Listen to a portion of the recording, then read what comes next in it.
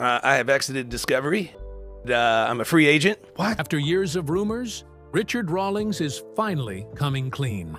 The Fast and Loud star admits he's been hiding a dark secret that explains everything. Why his marriages failed, why he suddenly sold his car collection, and why Discovery really canceled his show. At 55, he's finally ready to tell the truth about what happened in that $6 million legal battle. And trust us, it's way worse than anyone imagined. Richard Rawlings was born on March 30th, 1969, in a working-class neighborhood in Fort Worth, Texas. Long before he became a TV personality and automotive mogul, his world already revolved around cars. One of the earliest photos of him shows a small boy sitting proudly in a pedal-powered Volkswagen Beetle. It wasn't just a toy, it was a glimpse of what was coming. While most kids were watching cartoons on Saturday mornings, Richard had a different routine. At 3 in the morning, when most of the city was still asleep, he'd get up and head out with his dad to deliver newspapers. They'd roll up stacks, drive through dark neighborhoods, and toss papers onto driveways. After school, Richard did the same thing again for the afternoon edition. On weekends, he'd ride his bike from house to house, collecting payments. What really stood out during those rounds wasn't just the money. It was the cars. He started noticing every single one. He knew which house had what make, what model, what year. Some customers were surprised by how much he knew. His answer was always simple. I ride by your house twice a day, most days of the week. How wouldn't I know what's in your driveway? His father, who worked 2 or sometimes 3 jobs, always made sure he had one thing for himself: a car or a motorcycle. That single toy was his reward, and that lesson stuck. Richard watched and learned, if you wanted something special, you had to earn it. By the time he was 14, Richard bought his first car. It was 1983. The car was a green 1974 Mercury Comet. He paid for it with money he'd saved from years of newspaper routes. Most kids were dreaming about turning 16. Richard was already driving. Well, not legally, but that didn't stop him.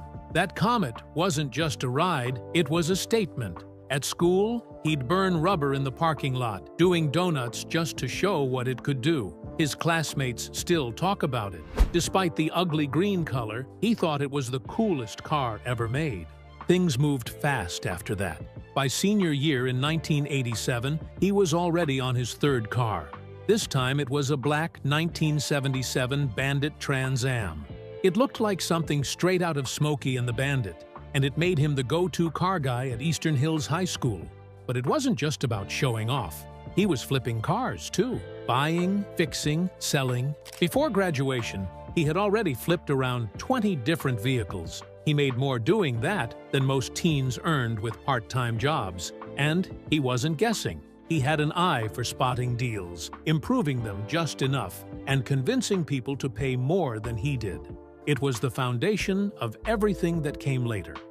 In the early 90s, when he was just 22, Rawlings faced something much more serious. He was driving a 1965 Ford Mustang 2+2 Fastback, a classic muscle car with the kind of roofline collectors dream about. One night, while cruising through a rough area near Oakland Boulevard in Fort Worth, he was ambushed by carjackers. They tried to pull him out of the driver's seat. Richard fought back. In the struggle, a bullet ripped through his shoulder and traveled down his left arm. He survived. He could have walked away from car culture forever. Instead, it only made him more determined. Between 1988 and 1990, before the tattoos, the fame, or the garage, Richard wore 3 uniforms. He worked as a police officer, a firefighter, and a paramedic, all before turning 21. His dad always said you get a good job with benefits, stay loyal, and retire with a gold watch. Richard listened, at least at first. It all changed in 1988 when he was delivering Miller Lite to a local bar. One of the regulars, who he thought was just another drunk, asked him what he planned to do with his life. Richard mentioned law enforcement, but said he couldn't afford to go to the academy. The man looked at him and said, "Damn it, I'm the mayor of so-and-so city." Within 17 days, Richard was enrolled at the North Texas Police Academy. He served in Alvarado as a cop. Then he became a firefighter in Coppell. He wore multiple hats and learned how to stay calm when things fell apart. Those crisis management skills would later help him in business. But by 25, he needed a change. He sold everything he owned and bought a Jeep. He took off for California, hoping to start something new. Back then, he was clean-cut. No tattoos, no piercings. 6 months later, he came back to Texas broke, with tattoos, pierced ears, and no Jeep.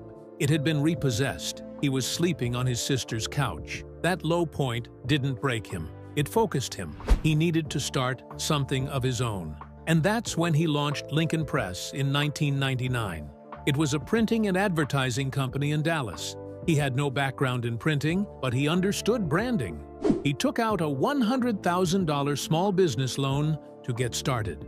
Within 5 years, Lincoln Press was booming. In 2004, he offered a Lamborghini Gallardo to the first client who spent $1 million with the company. That stunt worked. The company kept growing.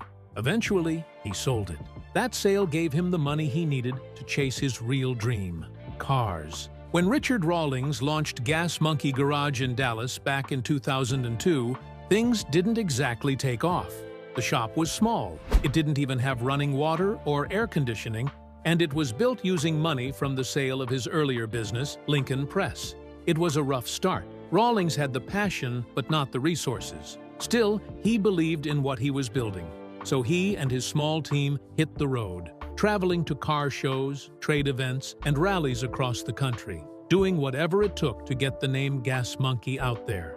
In May 2007, he and his friend Dennis Collins set out to break one of the most legendary records in car culture, the Cannonball Run.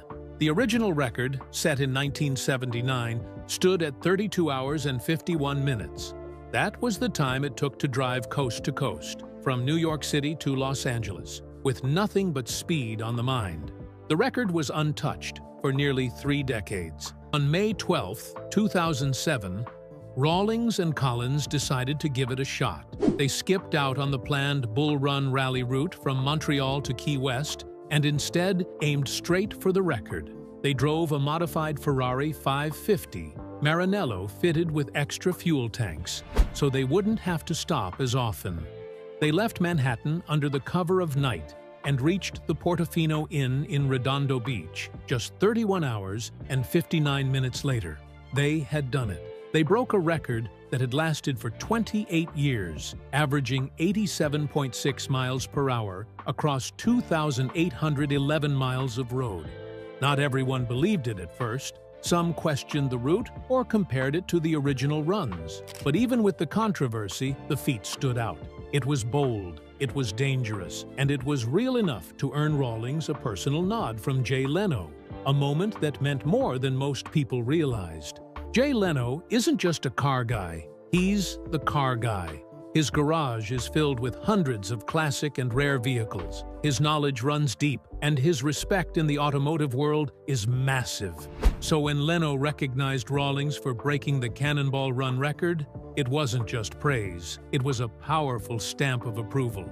This was years before Fast and Loud made Rawlings a household name, but that nod from Leno helped give him serious credibility in the car world. And Rawlings needed that credibility. Between 2002 and 2012, getting Gas Monkey off the ground was anything but easy. He poured every dollar he had into the business. He worked out of a garage with no air conditioning, no running water, and barely enough tools to get by. He had trouble finding good mechanics, struggled to track down the right parts, and had to fight just to keep the lights on. Every project was a risk. Every customer had to be earned. During that time, Rawlings started pitching his idea for a show. He wanted to bring car restoration to a wider audience. Not just gearheads, but families, kids, anyone who liked a good story with some horsepower behind it. But networks didn't bite. The idea felt too niche or too risky. So while waiting for a chance, he kept pushing the brand by hitting the road. More car shows, more meetups, more face-to-face connections. It was slow work, but it built something strong. By the time Discovery finally said yes in 2012, the name Gas Monkey already carried weight in the car community. When Fast and Loud first aired on June 6, 2012, nobody knew it would turn a Dallas garage into a global brand. At the center of it all was Richard Rawlings. Before the cameras showed up, he was just a guy running Gas Monkey Garage. After the show took off, he became a face recognized in over 200 countries. It wasn't just a hit in the US. The show was translated into 13 languages. That level of reach turned Rawlings into a major player in the entertainment world almost overnight. The concept was simple but powerful. Rawlings and his team searched for forgotten classic cars. Most were beat up or barely running. They brought the cars back to life, made them shine, then sold them for profit. But what made the show stand out was its tone. While other shows leaned into heavy drama or targeted niche audiences, Fast and Loud aimed wide. Rawlings described it as something both kids and grandparents could enjoy. He didn't want to make just another car show. He wanted it to be fun and fast-moving, and he wanted everyone to feel welcome watching it. The strategy worked. Viewers got hooked on the cars, the builds, and the energy. But the real turning point came when Rawlings used that success to expand far beyond TV. He launched Gas Monkey restaurants, clothing lines, energy drinks, tequila, vodka, and more. The garage was still there, but now it was the foundation for something much bigger. By 2020, Rawlings had built an entire empire. Even though the show ended on June 8, 2020, after 16 seasons and 155 episodes, the brand was stronger than ever. The reason for the show's success came down to what Rawlings called his cash money formula. It was all about buying smart and selling smarter. He would travel across the country, find classic cars in rough shape, then use hard negotiation and quick cash to close deals fast. Sometimes he carried thousands of dollars with him just to get a seller to say yes on the spot. He once said, "You can always buy a $10,000 car for $5,000 if you've got it in your pocket." That line wasn't just good TV. It was his real-life strategy, and it worked. One of the best examples of the formula in action was a Dodge Challenger build. Rawlings bought it for just over $40,000. The team poured $77,000 into the restoration, adding unique upgrades and features. When the car sold, it went for $150,000. That was a profit of $73,000 on a single flip. It wasn't just luck. It was the result of sharp instincts, smart spending, and a deep understanding of what buyers wanted. What also set Fast and Loud apart was Rawlings' willingness to take risks. He often bought vehicles most people wouldn't touch: rust buckets, frame damage, cars that looked like they'd been forgotten for decades. Even his own team sometimes questioned his decisions, but Rawlings could see potential that others missed. One time he bought a supercar for $400,000. It had serious mechanical issues after a failure with the previous owner. Still, Gas Monkey Garage turned it around. After the rebuild, the car sold for a major profit. That kind of high-stakes gamble became part of the show's identity. These rusted-out cars weren't just about money. They brought drama and depth to the show. Each car had a story. Each restoration had problems to solve. Viewers got to see how much time, money, and effort went into the transformations. Some builds didn't go as planned. Some took longer than expected. Not every car made a profit. But that was part of the appeal. It showed the risk behind the reward and gave people a real look at the business side of car restoration. Over time, Fast and Loud became one of Discovery Channel's most successful reality shows. It ran from June 2012 to June 2020. That's 8 full years of builds, flips, and wild road trips. By season 4, the show had hit its stride. That season brought in tight deadlines, unexpected problems, and last-minute repairs that added tension. Viewers never knew if the team would finish a car on time or if the deal would fall through. That mix of pressure and payoff kept people watching. But in 2020, Rawlings made a big decision. On the Joe Rogan Experience, he revealed that he had ended his partnership with Discovery. The reason came down to control. He wanted more creative freedom and didn't want to be locked into contracts that limited what he could do next. Leaving the network was a risk, but it also opened new doors. Since then, Rawlings has continued to build his brand through YouTube, new media projects, and the ongoing success of Gas Monkey Garage. Richard Rawlings had already built a name for himself in the automotive world, but in 2013, he decided to take his brand beyond cars and engines. That year in September, he launched the first Gas Monkey Bar and Grill in Northwest Dallas. It was built on the site of the old Firewater Bar and Grill and covered 19,000 square feet. It wasn't just a restaurant, it was part music venue, part bar, and all attitude. The place could hold up to 1,200 people, and Rawlings made sure to bring in real experience to run it. He hired Alex Mendonça, who had managed the House of Blues in Las Vegas, to lead the operation as general manager. David Hollister came in as the culinary manager to shape the food side of things. The venue didn't just open quietly either. 2 days before the official launch, the American rock band Old 97s played the very first live show there. The place had style and energy right from the start. By March 2014, Rawlings was ready to go bigger. He opened a second Gas Monkey Bar and Grill, this time at Dallas-Fort Worth International Airport in Terminal D. It was a smart move. Travelers passing through one of the busiest airports in the country now had a place to grab food, hear some music, and get a taste of the Gas Monkey brand. Rawlings even spoke about wanting a third location outside the Dallas-Fort Worth area. He wasn't just experimenting, he was building something. The Bar and Grill became more than a restaurant. It turned into a hotspot where car culture, music, and nightlife came together. Later that same year, in October 2014, Rawlings took things up a notch. Right across the street from the original Bar and Grill, he opened Gas Monkey Live. It was massive, 38,000 square feet, with room for 3,000 guests. Before Rawlings got hold of it, the place had been Toby Keith's I Love This Bar and Grill. He turned it into a full-scale concert venue built for big shows and big crowds. On opening night, punk rock legends Social Distortion took the stage. From there, the venue started pulling in huge acts and high-profile events. One of the most talked-about moments came in November 2014.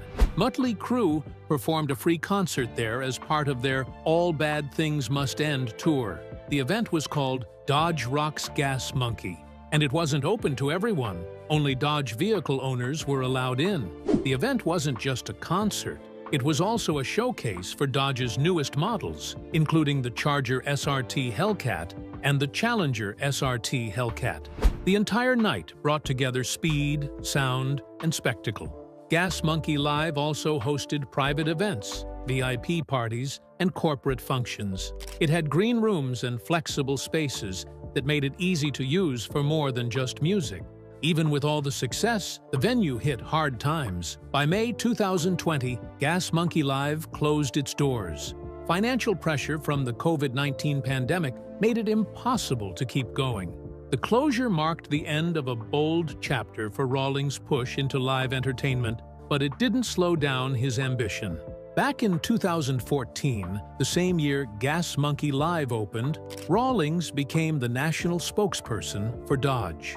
His face was suddenly everywhere. Commercials showed him behind the wheel, talking up Dodge performance and style. He was a familiar figure from Fast and Loud, and now he was helping Dodge sell cars across the country.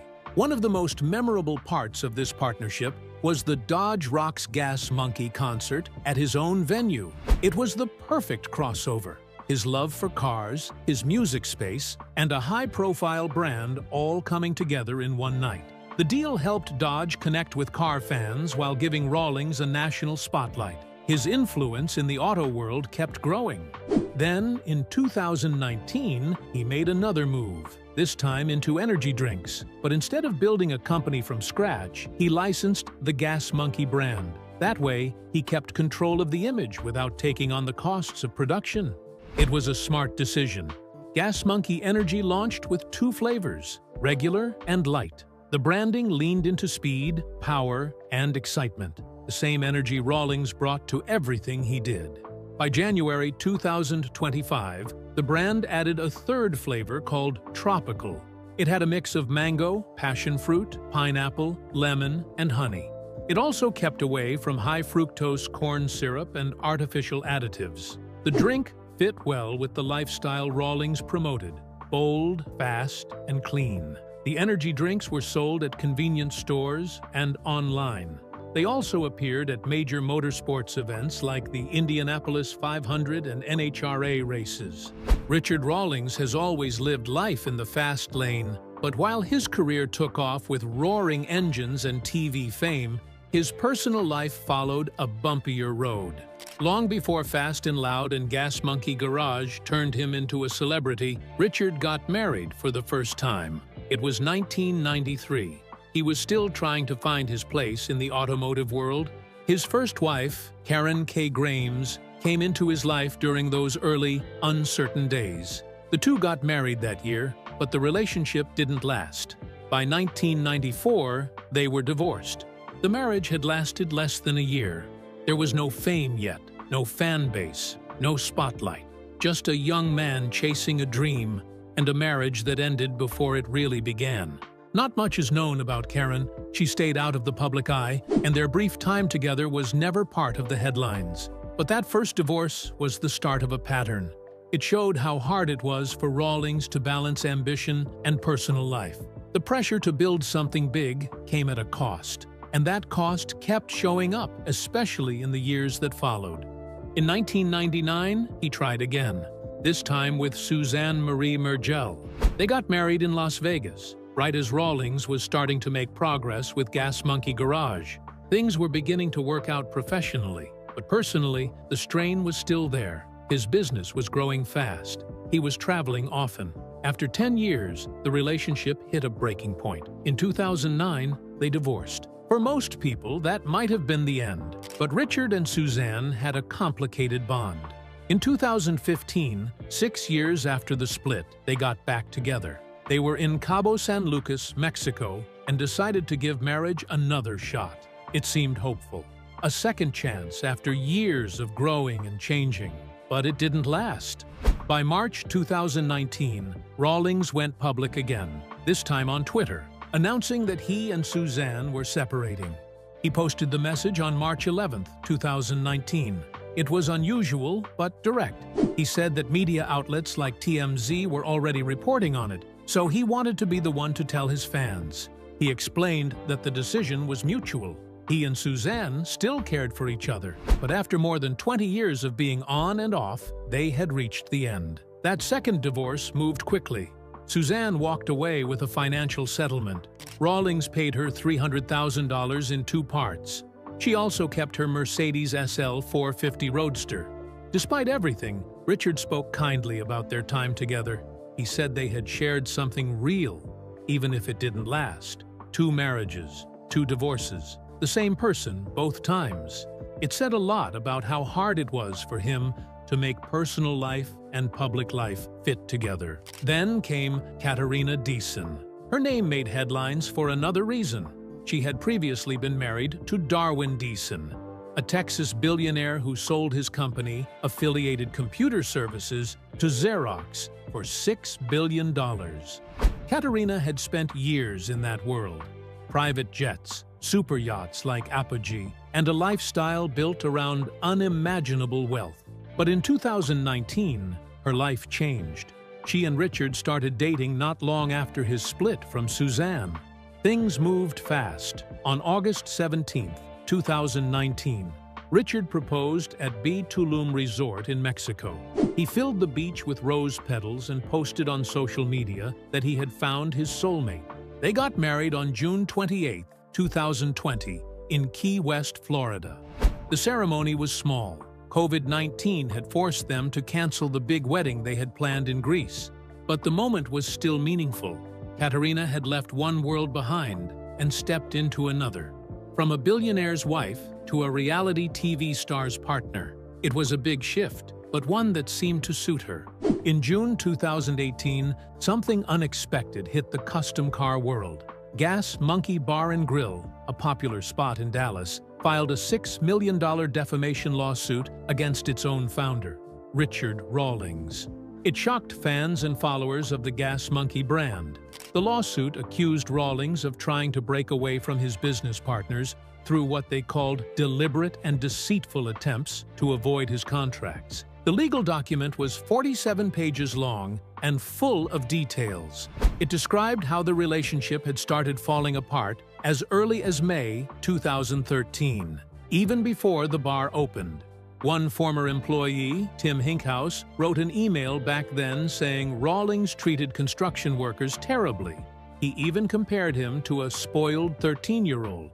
Things got so bad that Rawlings was reportedly banned from the construction site. That moment said a lot.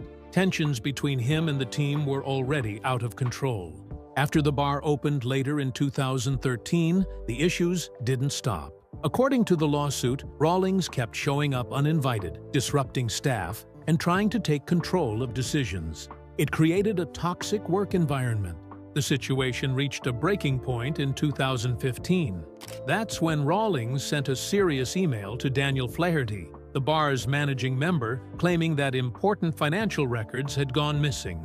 Flaherty quickly replied and invited Rawlings to check the records in person, but Rawlings refused.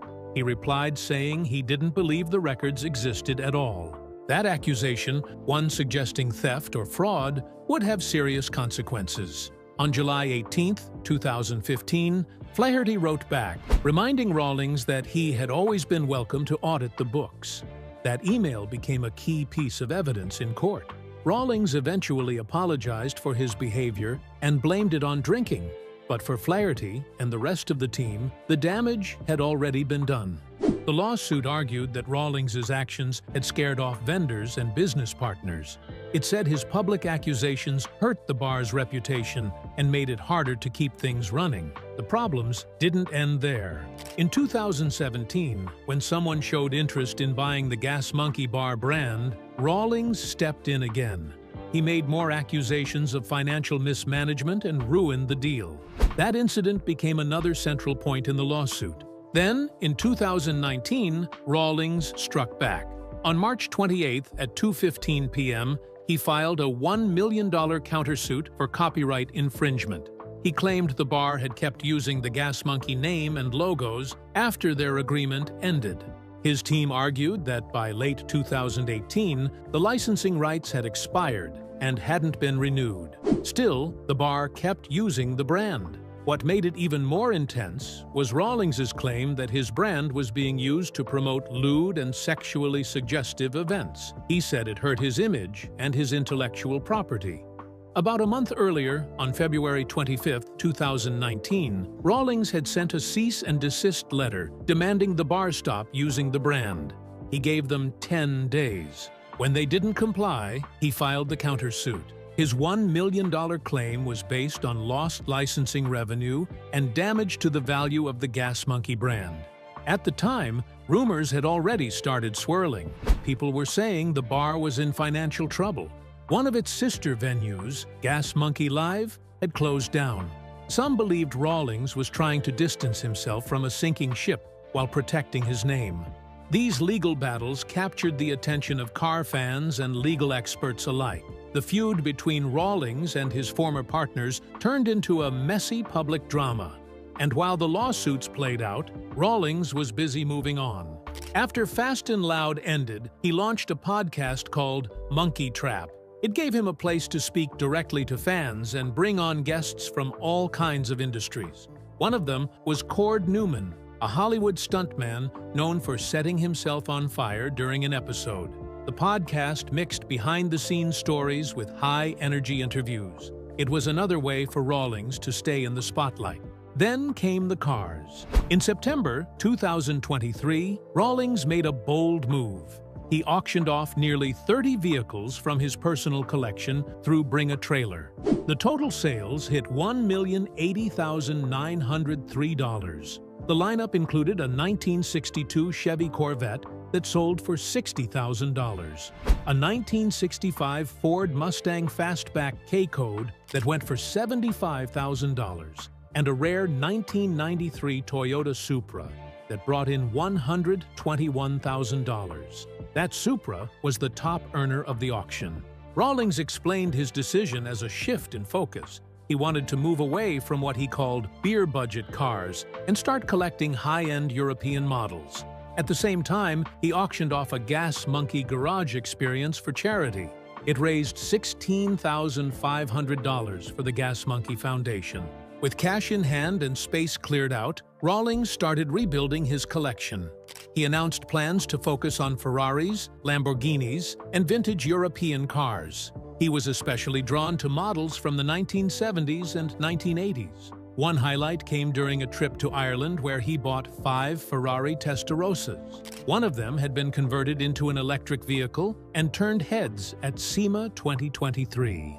By early 2024, Rawlings had already reinvested over $1 million into his new direction. He wasn't just changing what he drove, he was reinventing himself.